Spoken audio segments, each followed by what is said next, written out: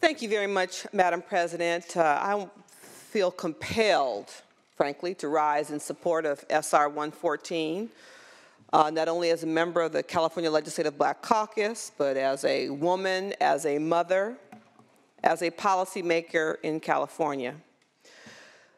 As we discuss this issue as other mics are raised, I'm sure we will continue to stress the moral and ethical issue of this egregious policy.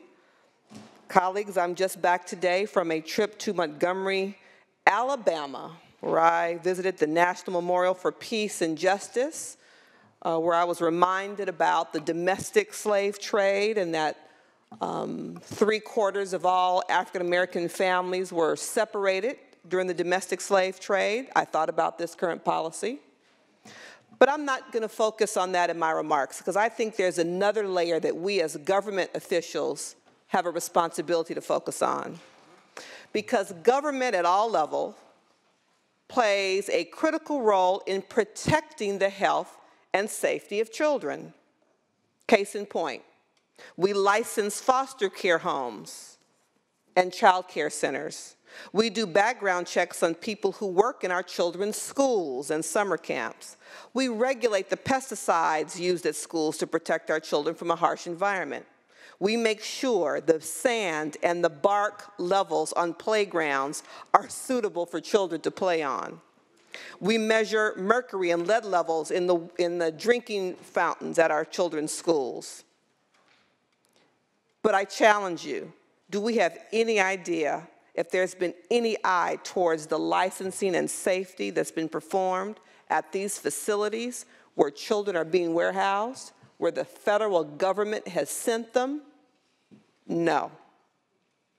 We have no idea about the professional capacity of the people who are who are purported to care for them.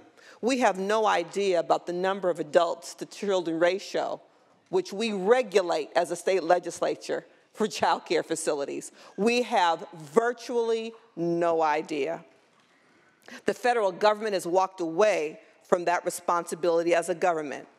We have no idea if these children, the vast majority of which are under the age of 9, are living in safe, humane facilities. We in California know that 90% of our brains are developed between the ages of 0 to 5.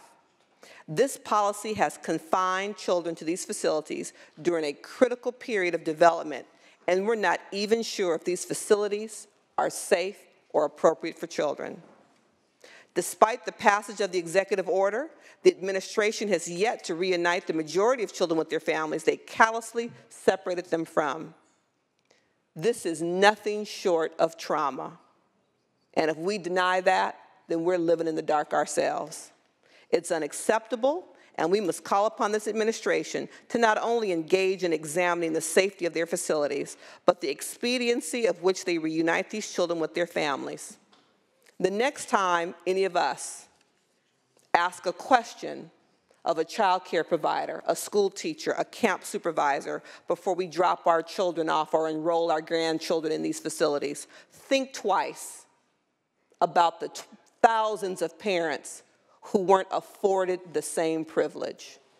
I'll be voting aye for SR 114 proudly.